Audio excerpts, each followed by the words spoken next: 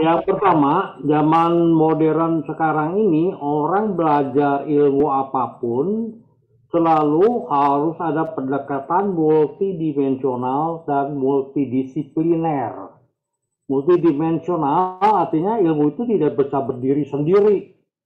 Kalau misalnya orang belajar sejarah, di Indonesia ada pelopornya, Profesor Sartono Kartodirjo. Untuk menganalisis kejadian sejarah itu semua ilmu yang lain berkaitan dengan peristiwa itu akan dibahas. Kemudian kalau menyelesaikan masalah itu harus dilakukan secara multidisipliner. Jadi berbagai ilmu harus masuk ke dalam masalah. Jadi berdasarkan eh, pandangan ini, saya mohon penjelasan apakah geopolitik itu ilmu yang berdiri sendiri atau mungkin suatu ilmu yang multidisipliner. Itu pertama. Kedua, melihat paparan dari geopolitik ini, saya melihat ini sangat banyak persamaannya dengan teori yang dikemukakan 450 tahun sebelum Masehi, yaitu teori dari Sun Tzu. Orang Indonesia menyebutnya filsafat perang, strategi perang Sun Tzu. Kalau saya menyebutnya falsafah atau filsafat perang Sun Tzu. Di situ di dalamnya cerita ada politik, ada kewilayahan, daratan, ya, sangat luas itu masalah kerakyatan, demokrasi. Ada satu lagi yang tadi tidak disebutkan dalam ilmu-ilmu yang berkaitan dengan geopolitik itu masalah ekonomi. Jadi zamannya Sun Tzu hidup, itu sudah ada cerita tentang ekonomi dalam perang. Nah, menurut cerita, falsafah perang Sun Tzu itu dipakai di sekolah militer di seluruh dunia, tidak terkecuali dari Eropa. Nah, mohon dijelaskan apakah ada kaitan geopolitik ini dengan teori yang dikemukakan oleh Sun Tzu. Terima kasih. Baik, silakan Kak Yuka. Oke, untuk yang pertanyaan pertamanya itu mungkin saya kurang jelas ya. Yang tadi dari paparan saya sih yang tidak saya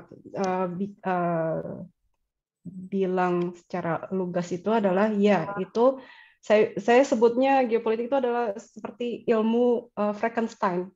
Jadi dia nggak bisa berdiri sendiri. Dia multidisipliner dan dibilang ilmu apa itu ya geopolitik itu sebenarnya istilahnya aja baru muncul di awal abad ke-20. Tapi sebelumnya itu di era-era milenial sebelumnya sebutannya bukan geopolitik.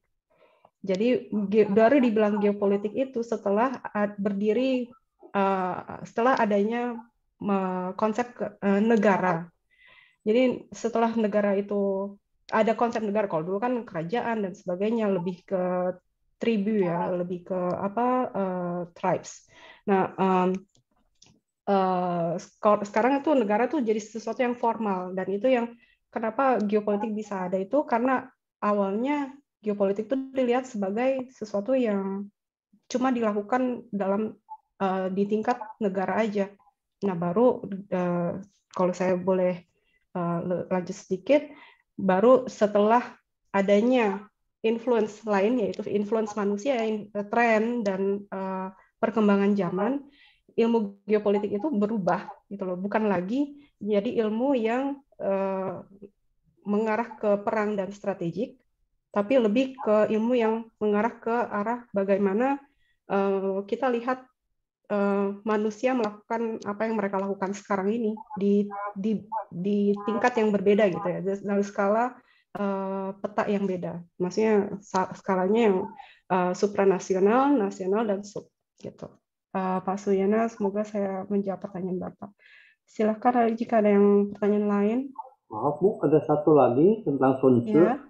Baik, mungkin kami tunda lebih dulu Pak Suina, dan kami akan mempersilakan pertanyaan yang akan diajukan oleh Pak Jeff Siahaan. Silakan. Terima kasih untuk kesempatannya. Langsung saya bertanya, kalau kita tadi mempelajari geopolitik hari ini, geostrategi, kira-kira menurut narasumber, secara Nusantara bagaimana kita mau kembangkan secara praktisnya? Ya, praktis dalam melihat situasi untuk membangun suatu kekuatan geopolitik, geostrategi Nusantara.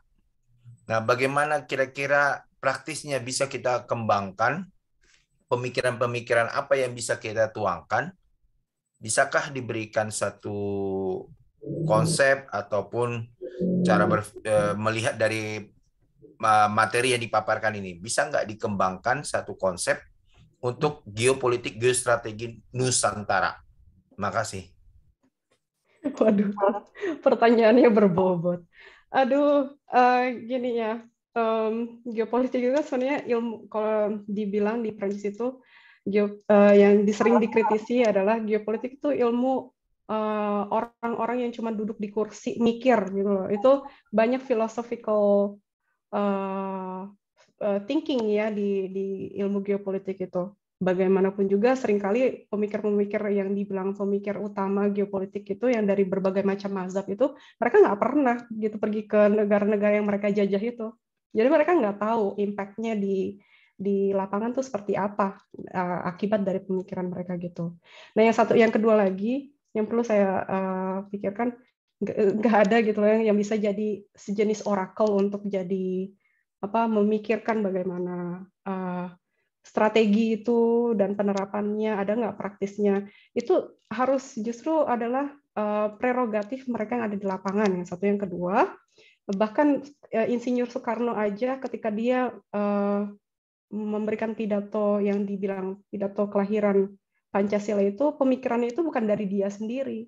Itu pemikiran yang timbul dari dia itu adalah pemikiran setelah dia berkumpul dengan pemikir-pemikir lainnya, Supomo, Yamin, dan sebagainya, karena nggak bisa gitu loh. Kita nggak di geopolitik itu, dan ketika memikirkan geostrategi itu, nggak bisa kita melakukannya seperti dengan prinsip satu orang itu bisa memberikan jawaban untuk semua all the ills in the society. Jadi yang saya kalau starting point sih, jangan lepaskan critical thinking tradisi gitu loh, tradisi critical thinking. Yang kedua itu ya seperti ini Circles ini adalah wadah yang sangat baik sekali gitu loh. Kita harus membatasi yang namanya debat kusir, tapi kita kembali ke bagaimana, how do we want to perceive our nation gitu loh, bukan cuma country ya. Kalau country kan urusannya jadi political geography, itu bisa jadi sekarang lebih banyak ahlinya, politisi dan para pemangku keputusan. Nah, tapi kalau misalnya untuk geopolitik itu rakyat pun bisa gitu loh, komunitas pun bisa. Itu jadi mulailah dengan jadi komunitas pemikir yang kritis. Baru dari situ kan kita baru bisa memikirkan what kind of the best approach that benefit and not harming the society. Nah itulah. Nah dari apa ya dari perkumpulan gitu loh. Bahkan kan di kemerdekaan itu kan dihasilkan dari itu, dari perkumpulan kan, orang-orang yang dibilangnya golongan muda itu mereka kan mereka itu berkumpul dan berdiskusi dulu gitu, berdiskusi bagaimana baiknya, baru mereka bergerak bersama. Jadi ya itulah ya kalau misalnya bukan cuma berpolitik tapi berpikir geopolitik ya seperti itu kurang lebih. Begitu Pak Jeff. Baik, selanjutnya kita akan mendengarkan pertanyaan yang akan diajukan oleh Pak Ivan. Sorry Teresa, saya lihat banyak pertanyaan di chat room. Kayaknya saya nggak bisa baca semuanya. Saya tulis nanti di chat box itu alamat email saya buat yang belum terjawab hari ini. Silakan kirim email, nanti sebisa mungkin saya balas kalau. Dan mohon maaf saya juga masih belajar, jadi banyak sekali pengetahuan saya mungkin kurang kurang bisa diterapkan gitu loh di dalam konteks Indonesia, dan bila saya lancang mohon maaf sekali. Baik. Email saya di chat box. Ya, terima kasih. Selanjutnya, Pak Ivan. Ya, terima kasih atas waktunya. Selamat malam. Saya Ivan dari Bandung, Bu. Cukup menarik sekali pemaparan yang diberikan. Terutama saya mendengar barusan kalimat teater perang gitu kan, bahwa geopolitik itu selalu berkaitan dengan teater perang. Kalau lihat siklus sejarahnya, yang pernah saya baca itu memang yang namanya politik itu selalu berkaitan dengan perang. Seperti Sriwijaya zaman dulu berperang dengan kerajaan Kolamandala dari India dan lain sebagainya. Untuk politik zaman modern sekarang, pembagian peta politik, Bu, antara misalkan tadi Rusia, China, dan Iran melawan grup Barat, misalkan Amerika, Jerman, dan negara-negara Eropa lainnya. Nah, dari geopolitik dunia seperti itu, apa sih impact akibat yang akan didapat oleh Indonesia ketika terjadi katakan blok Amerika dan bloknya Iran atau China, baik secara ekonomi, politik, maupun secara teritorial. Terima kasih, sementara itu dulu Bu waktu pertanyaannya. Selamat malam. Iya, Mas Ivan, terima kasih pertanyaannya. Ini soal teater ya. Teater itu sebenarnya istilahnya di geostrategi tuh. Tapi memang geopolitik itu dia juga menggunakan geostrategi karena memang buntut-buntutnya adalah analisa geopolitik itu harus memasukkan geostrategi. Tapi geostrategi itu nggak selalu perang. Itu cuma geopolitik klasik yang beranggapan bahwa geostrategi itu otomatis itu untuk perang. Nah, jadi geopolitik itu justru apa ya? Kan analisa geopolitik itu dibilangnya how to analyze mistrust gitu loh. Sedangkan sekarang kalau di geopolitik modern, how to bukan mistrust, distrust, tapi how to analyze trust, how to groom trust gitu. Jadi dalam artian bisa geopolitik ini tergantung gitu loh, di metode analisanya itu dipegang siapa aktornya, itu bisa jadi positif bisa jadi negatif ya, seperti contohnya ya di era Hitlerian itu Third Reich. Jadi geopolitik masuknya baik dalam artian di geopolitik Jerman itu mereka ingin bagaimana orang-orang Jerman itu percaya diri dengan kulturnya, bagaimana cara mereka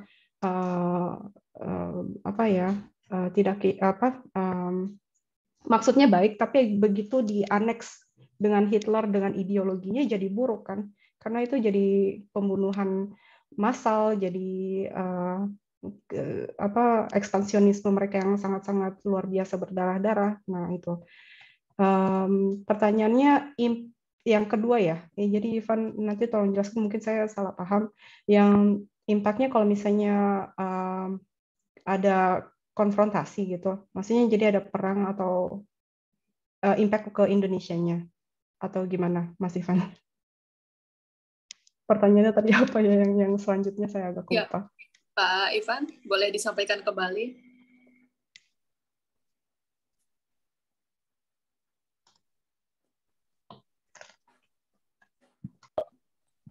Indonesia sekarang kan salah satunya kan misalkan saya ambil contoh simpelnya gini aja. Pasca Pilpres 2000 berapa kemarin? 2019 ya kemarin itu. Dampaknya itu bagi masyarakat Indonesia itu dirasa itu memang sedang terpecah gitu kan. Karena ada salah satu pihak yang tidak menerima dengan kemenangan itu.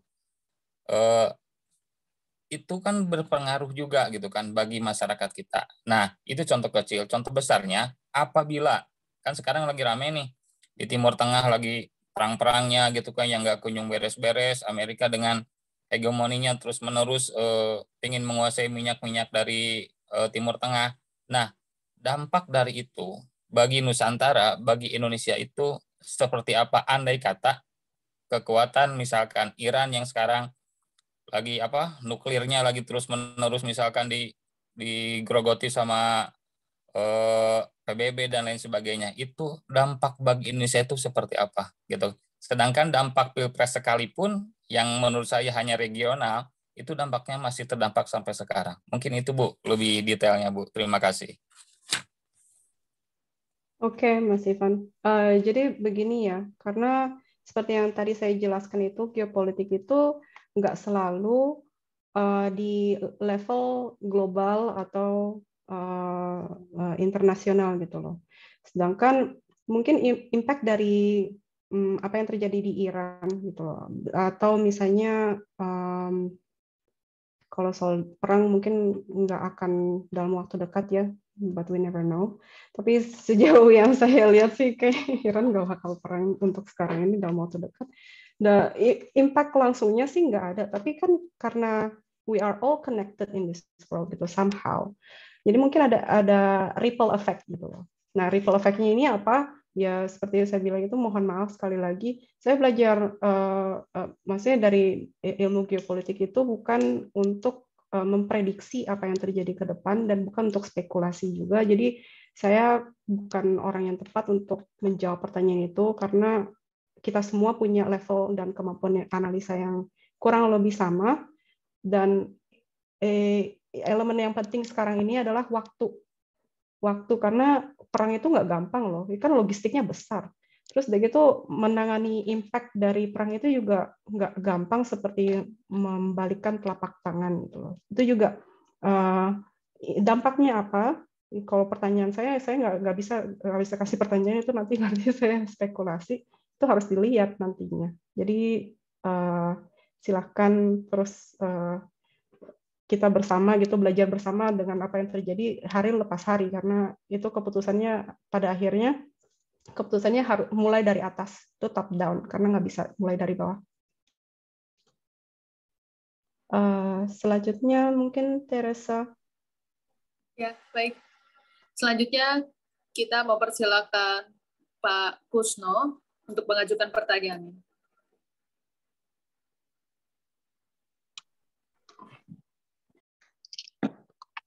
Ya, selamat malam semuanya. Pertanyaannya saya cuma 2. Saya melihat tadi ada slide yang menunjukkan Belt and Road Initiative. Di situ Indonesia warnanya biru. Apakah Indonesia ikut di dalam BRI itu?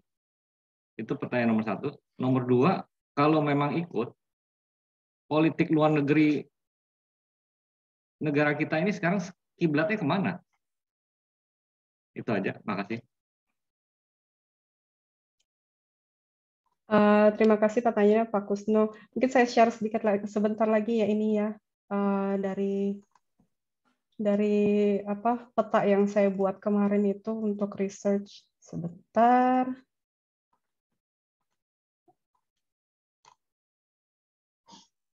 Kalau jawab singkat, salah satu pertanyaannya kan apakah Indonesia termasuk dalam BRI? Oh jangan salah, justru kita ini partner strategis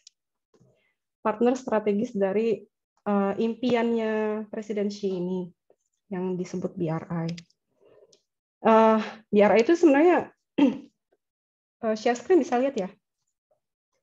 Jadi BRI itu sebenarnya Xi Jinping itu kepingin jadi legasinya dia, legacy politiknya dia, dan itu untuk mendorong dan melegitimasi keinginan dia untuk menjadi presiden seumur hidup. Yang berkat strategi ini, berkat BRI ini ya, tahun 2018 itu parlemen Tiongkok itu memperbolehkan bahwa dia dan vice presidennya itu menjabat seumur hidup. Nih, jadi awalnya itu memang Xi Jinping itu kan the rising star of Chinese politics. Mohon maaf sekali, mungkin saya terlalu oversimplifikasi juga karena banyak sekali di sini yang lebih paham betul tentang Tiongkok daripada saya. Tapi ya kurang lebih yang saya ketahui adalah itu. Dia itu dibilangnya political prince ya, disebutnya karena papanya itu sebelum di outcast dari CCP itu, papanya itu sebagai petinggi biro propagandanya CCP. Nah, udah gitu karena dia dibilang agak ayahnya Xi Jinping ini dibilang memberontak atau dibilangnya sudah tidak setia dengan Mao, jadi dia dipecat gitu dari jabatannya dan mereka diasingkan, kerja paksa, bahkan si Presiden Xi ini sempat juga. Nah, setelah itu dia akhirnya ya rebound gitu, reboundnya tapi lama ya. Dia sampai akhirnya bisa masuk lagi ke CCP, punya jabatan yang penting sampai akhirnya jadi pemimpin partai otomatis jadi presiden, terus udah gitu dia menciptakan his rebirth gitu lah. Trajektorinya selalu ke atas. Nah, dia juga sangat crafty gitu, dia pintar. Dan mungkin karena dari pengalaman ayahnya juga ya, dia tahu bahwa betapa pentingnya propaganda itu. Jadi dia konsolidasi kekuasaan. Tapi sebelum itu kan masih ada pertentangan juga. Di Partai Komunis Tiongkok itu ya sama lah, meskipun kelihatannya satu partai, tapi kan banyak suara, banyak oposan juga di dalamnya. Nah, Xi Jinping itu dia berhasil gitu loh. Dia satu-satunya presiden yang berhasil menetralisir oposisinya itu sampai ke dia mencapai tampuk yang sekarang, bahkan sudah masuk mythical levelnya Mao, itu berkat strateginya dia gitu loh. Nah, BRI ini kalau dari apa yang saya amati, itu Belt and Road Initiative itu adalah caranya Xi Jinping untuk salah satu strateginya untuk konsolidasi kekuasaan di dalam negeri Tiongkok itu. Tapi ternyata visinya sangat luar biasa gitu, internasional. Dan pas tahun 2013 itu Xi Jinping itu dia kan dia baru jadi presiden ya, satu tahun masuk dia jadi presiden, dia itu bikin kita harus membangkitkan kembali kejayaan Tiongkok masa lalu. Ayo kita bangkitkan kembali yang jalur sutra. Tapi jalur sutra itu dari sejarah Tiongkok itu bukan cuma jalur darat, ada jalur laut, maritim. Nah, jalur maritim itu biasanya untuk pengambilan upeti ya di negara-negara dan kerajaan yang dibilangnya vassal states. Jadi di sebagian besar tuh yang di Asia Tenggara. Nah, waktu peluncuran BRI itu tahun 2013, Xi Jinping itu ini fotonya mungkin kecil. Xi Jinping itu pergi ke Indonesia loh. Jadi ada dua kan. Buat dia BRI itu ada terbagi atas dua jalur. Jalur darat yang ke Sentral Asia sampai Eropa, terus jalur laut yaitu yang di Asia Pasifik sebenarnya. Yang sekarang ini kenapa sampai mulai lagi ribut soal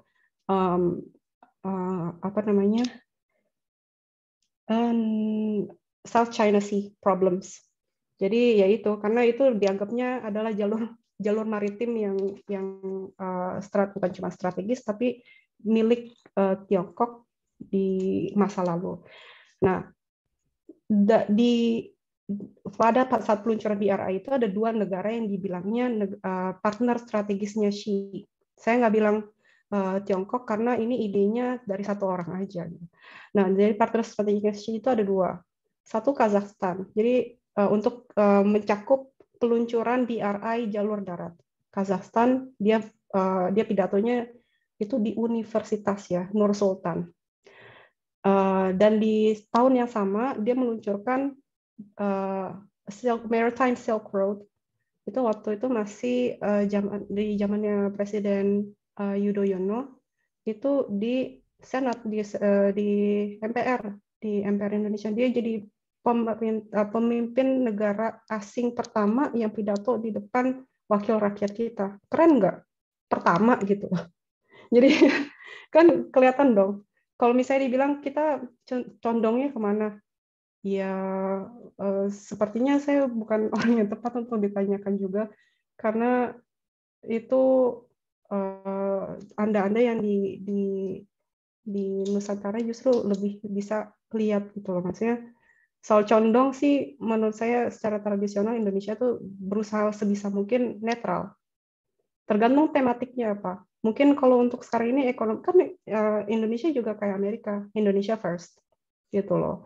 Jadi pemerintah sekarang yang cenderungnya kemana ya saya kurang tahu. Maksudnya tematik apa nih yang ingin Anda tanyakan strategik. Kalau untuk strategik ya kecenderungannya kita nggak punya allies gitu loh. Kan non-blok. Cuman nih kita punya kesatuan ASEAN, jadi ya politik kita spesial gitu. Kalau soal pertanyaan apakah kita negara yang partisipan di BRI, iya.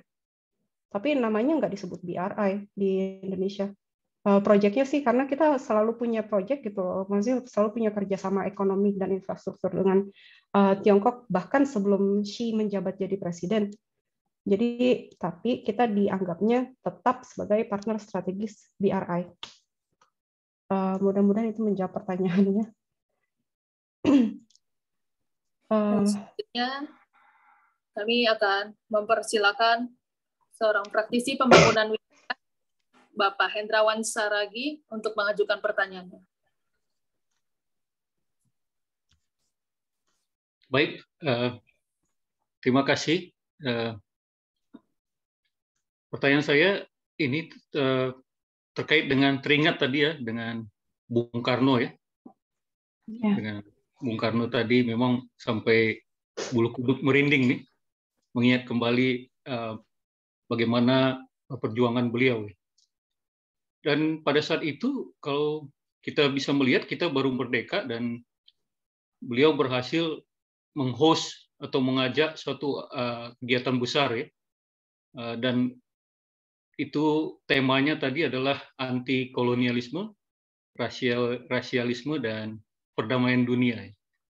Dan ini berdampak terhadap pada saat itu Irian Barat akan diduduki kembali oleh Belanda. Nah, sehingga itu menimbulkan pressure bagi Belanda event itu, sehingga kita membantu kita ya untuk mendapatkan kembali Irian Barat itu. Nah, menurut Carolina, Ibu Carolina, ini bagaimana ya kalau diberikan skala 1 sampai 5 ini pemerintahan saat ini seperti apa ya perjuangan geopolitiknya ya? Cara-cara membaca tanda-tanda zaman istilahnya, tanda-tanda zaman ini dan berkiprah dalam skala katakanlah Asia ataupun tetangga sekitar begitu ya. Tadi kan diterangkan geopolitik itu juga neighborhood scale ya, bisa dari skala ke tetangga Malaysia atau ke tetangga Brunei begitu. Nah, kira-kira kalau kita kasih poin nih 1 sampai 5 tuh berapa ya pemerintahan yang sekarang ini? Terima kasih. Aduh Pak Hendrawan, saya malu nih. Jadi sekali lagi saya bukan ahli geopolitik praktis ini. Justru kayaknya kalau ada pertanyaan seperti ini saya tanya ke Pak Hendrawan. Tapi ya seperti yang tadi saya ungkapkan itu ya, kita ini punya tradisi geopolitik yang dibilang dari kalau negara-negara non-blok, negara-negara blok lain itu kita dibilangnya geopolitik kita tuh radikal gitu. Kita tuh pembelot, kita nggak mau gitu loh jadi apa ya, we will not submit to either communist concept or the Western. We are who we are gitu loh. Jadi kalau misalnya disuruh kasih skala kayak gitu ya saya nggak bisa Pak. Jujur aja saya sekali lagi ilmu yang saya pelajari itu tujuannya juga bukan buat apa ya prediksi, karena nanti ya kurang mantap lah maksudnya karena elemen dari ilmu geopolitik itu dan analisa geopolitik itu adalah waktu gitu loh, selain apa ya zeitgeist dan faktor-faktor geografi faktor-faktor geografi dan zeitgeist itu adalah waktu itu elemen yang sangat penting, karena coba kita seperti pandemi deh kan. Kita nggak lihat gitu loh. Kita pikir pas pertama kali ada virus Wuhan itu, kan kita mikirnya it's just another SARS gitu loh. It's easy to contain. Tapi kalau misalnya apa ya approach dan kerjasama itu terbina baik kan. Tapi karena enggak, tentunya malah pada saat itu juga kan kalau nggak salah mulai parah di kurang lebih di waktu itu kan propagasi virus Wuhan itu kan jadi makin parah di waktu-waktu Lunar New Year juga ya, karena kan kalau virus apalagi yang human to human transmission-nya itu lebih cepat, jadi segala macamnya jadi out of hand gitu. Seperti itulah waktu itu jadi elemen yang sangat penting, karena we would never know hal yang so simple, manageable, tapi mendadakan bisa di mana-mana dalam waktu yang sangat cepat dan kita kewalahan gitu loh. Ya seperti itu juga kalau misalnya dilihat kalau geopolitik ya seperti itu juga. Something can happen, maybe something cannot happen gitu. Jadi tergantung who's in power, who can influence those in power. Karena kalau di negara demokrasi kan bisa ya, kalau di China makanya warganya banyak tapi mereka nggak bisa influence pemerintahnya. Jadi kalau misalnya pemerintahnya mau apa ya mereka cuman kalau nggak setuju ya ada resikonya gitu. Resikonya sangat sering kali life threatening. Nah, kalau di Indonesia kan syukurnya masih nggak kayak gitu. Nah, geopolitik ya seperti itu, Pak. Jadi kalau misalnya disuruh kasih skala ya saya sekarang tanda tanya. Karena masih cuman orang-orang yang betul dekat dengan tampuk pemerintahan sekarang dan Tuhan yang tahu. Baik, selanjutnya kami mempersilakan Pak Simanjuntak pertanyaannya. Ya, terima kasih. Saya dari Papua. Menyimak tadi dari pertanyaan daripada peserta dan juga dari narasumber. Jadi kalau kita berbicara geopolitik ini, wilayah analisanya mungkin menggunakan banyak multidisiplin ilmu ya. Sekalipun dia berbicara soal kewilayahan, berbicara soal populasi, dan juga soal kebijakan. Nah, dan juga mungkin pertanyaan saya, atau mungkin bukan pertanyaan juga, mungkin hanya menyimak tadi, di dalam pertanyaan-pertanyaan itu, bahwa saat kita belajar memahami soal geopolitik, ya bisa saja kita memahami soal strategi, tapi mungkin dalam tataran praktisnya kita masih menggunakan ilmu-ilmu lain gitu. Nah, contohnya katakanlah bahwa baru-baru ini kan seperti Mahmud MD membicarakan soal geopolitik, dia berbicara mengenai Natuna sampai ke teroris. Artinya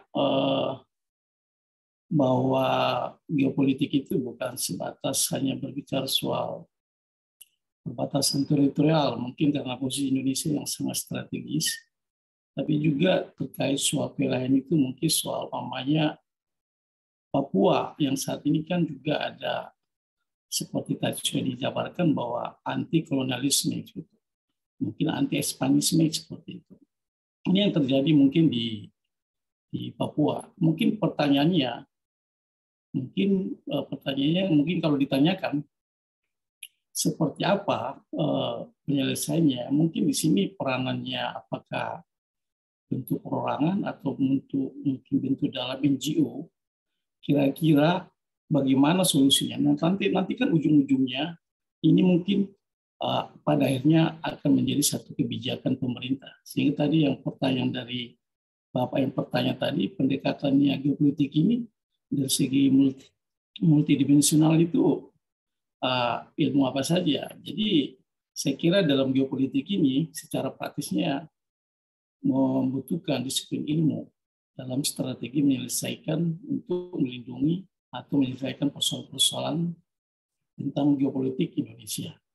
Mungkin seperti itu mungkin apa yang bisa ini, sehingga tadi kalau Pak narasumber ditanyakan lebih teknis atau lebih praktis soal ini, saya kira mungkin geopolitik itu mungkin hanya secara global, tapi secara substansi memang membutuhkan disiplin ilmu yang tersendiri di dalam konteks persoalan soal kewilayahan, soal populasi atau soal yang lain. Tapi pada ujungnya mungkin saya senang pada tataran geopolitik ini bahwa baik perorangan, baik NGO, kita perlu memberikan satu masukan atau kritisi kepada pemerintah sehingga kebijakan mengenai geopolitik Indonesia itu bisa menjadi bermanfaat untuk kebijakan pemerintah selanjutnya. Mungkin itu komentar dari narasumber seperti apa. Terima kasih.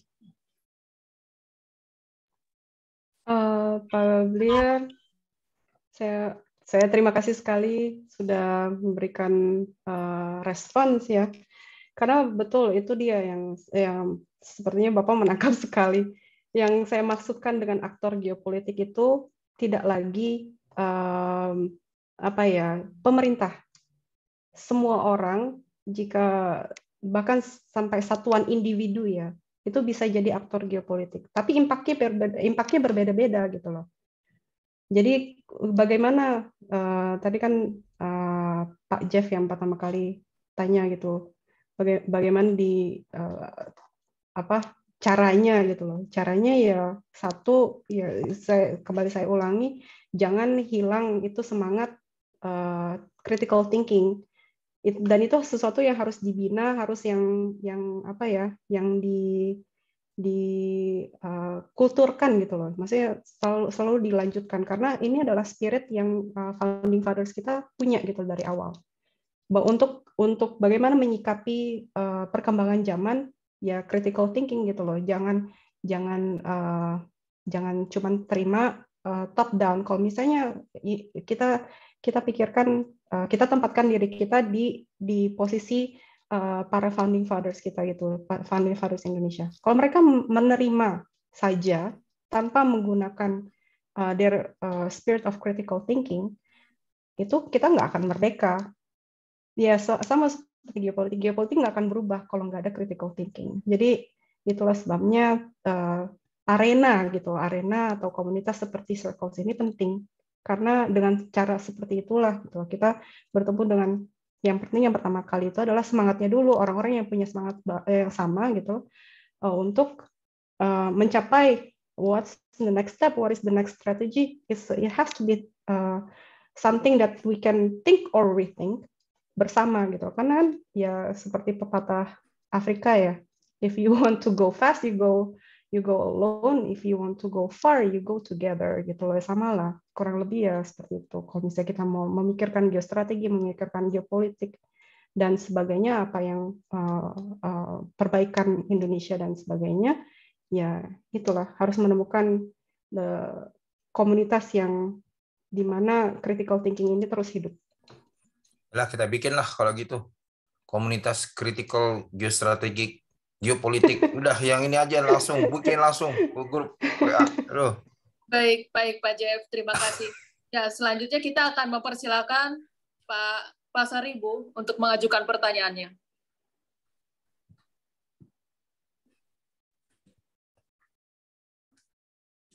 Ya, terima kasih. Selamat malam dan terima kasih paparan yang baik sekali dari Ibu Caroline. Saya ingin menanggapi saja satu hal tentang posisi geopolitik ya. Kalau di dalam epistemologi gitu, ilmu-ilmu sosial itu bangunan itu biasanya dijelaskan dia ilmu-ilmu sosial itu disusun oleh 4 ilmu dia. Sosiologi, antropologi, politik, ekonomi, geografi, dan psikososial.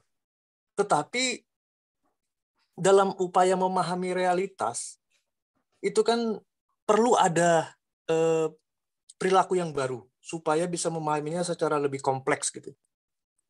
Nah, dalam upaya itulah dibentuk suatu bidang kajian. Nah, saya rasa geopolitik itu bisa dikatakan suatu bidang kajian. Misalkan contohnya bidang kajian itu akuntansi. Akuntansi itu kan berbasis kepada matematika, kalkulus, ekonomi dia. Nah, seperti halnya geopolitik, dia memang bukan pilar-pilar utama ilmu sosial, tapi dia suatu bidang kajian yang dibentuk untuk bisa melihat realitas lebih kompleks yang berbasis kepada politik dan geografi. Hanya itu saja. Dan mungkin terakhir ya, ada satu filsuf bernama David Hume, itu pernah berkata begini, kekuatan itu selalu berada di tangan orang yang diatur. The force is on the side of the governed people. Dan para pemimpin itu hanya bisa berusaha membangun opini tentang mereka.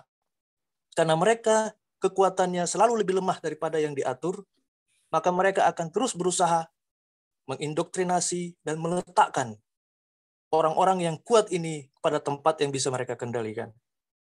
Saya rasa itu masih menjadi fondasi ya, fondasi teori dalam major political of philosophy gitu, atau mungkin dalam juga geopolitik. Nah, terakhir, maka akan jadi pertanyaan yang selalu penting bagi kita untuk bertanya ada 2 hal. Yang pertama, siapakah sebenarnya yang mengatur dunia ini sekarang? Who rules the world now? Dan yang kedua, apakah kehidupan manusia yang terorganisir itu akan bisa bertahan? Whether organized human life will indeed survive. Saya rasa ini 2 pertanyaan yang perlu terus kita renungkan. Dan Ibu sangat baik sekali. Semoga Ibu bisa lulus dengan baik dan nanti bisa mengajar di Lemhanas. Oke, terima kasih. Waduh, berat. Saya belum ada rencana untuk ambil doktoral. Saya cuma baru stop di S2 aja. Terima kasih, Pak. Memang betul ya. Itu kalau soal dari sudut pandang epistemologi, tapi jangan lupa juga bahwa di Indonesia itu ada kekhususan ya. Karena di setiap wilayah Indonesia itu banyak sekali filsafat-filsafat lokal gitu. Itu jangan lupa itu. Kenapa kita geopolitik kita itu jadi istimewa dan lain sendiri.